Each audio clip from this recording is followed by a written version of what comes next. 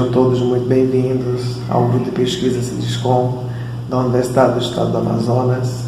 Eu sou o professor Adelson Barros, doutor em língua portuguesa pela PUC de São Paulo e faço parte do grupo Cidiscom desde sua criação no início do ano de 2016. Desde então, estou representando a linha de pesquisa Texto, Discurso e Cognição.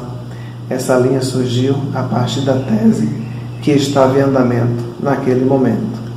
Meu trabalho de doutorado se propôs a investigar, entre outros objetivos, os papéis sociais dos negros e seus senhores a partir da obra Casagrande e Senzala, de Gilberto Freire, uma obra publicada em 1933, que focaliza a escravidão no Brasil no final do século XIX e início do século XX.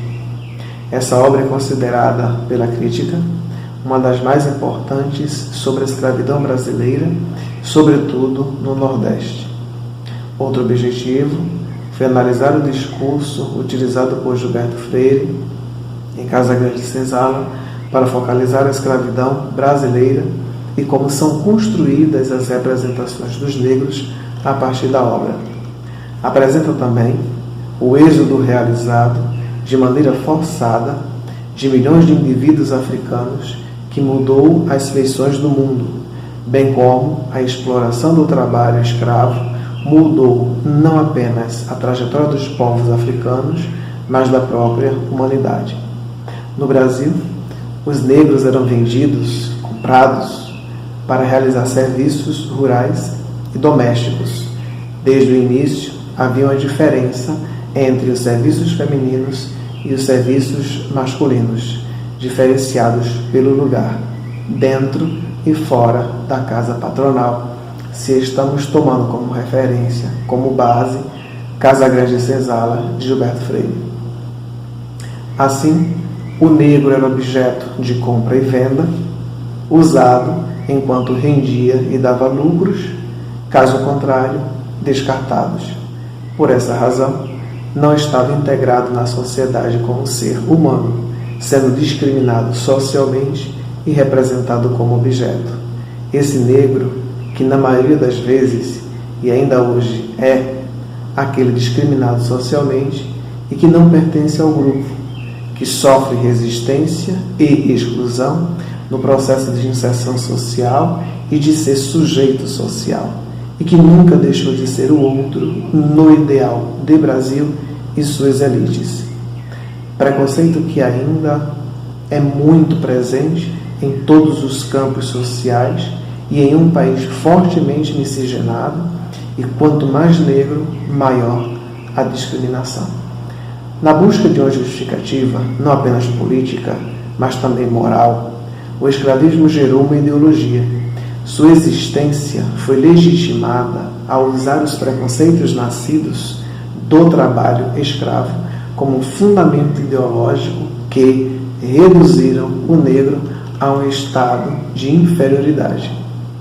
Assim, a classe dominante se reservava ao direito de usá-los sem considerar a sua condição humana.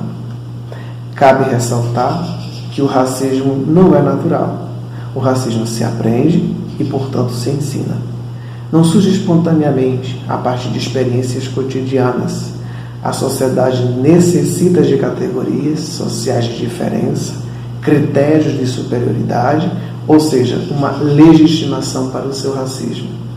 A análise crítica do discurso objetiva analisar o discurso para denunciar como, em tais práticas, quem detém o poder dissemina ideologia de forma a dominar a mente das pessoas. Essa visão crítica está centrada em problemas sociais e busca analisá-los tanto em relação aos elementos das práticas sociais quanto aos das práticas discursivas, responsáveis pela produção interacional de textos. Dos castigos nas senzalas às agressões nas redes sociais, qual o papel e a representação do negro na estrutura social desde sua origem à contemporaneidade? É nesse contexto que a discussão sobre o papel social do negro pode mudar de rumo. Não importa apenas saber se o negro aumentou sua participação na estrutura social, mas como se dá e se processa sua inserção ou invisibilidade.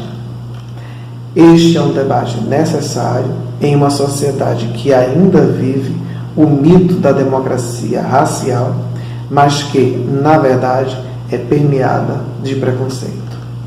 São temas como este que contribuem para a reprodução de relações de dominação que a análise crítica do discurso objetiva denunciar. Finalizo essa pequena participação com uma frase de uma grande representante do movimento negro, Makota Waldina, que dizia: "Não sou descendente de escravos, mas de seres humanos que foram escravizados." O meu muito obrigado a todos vocês.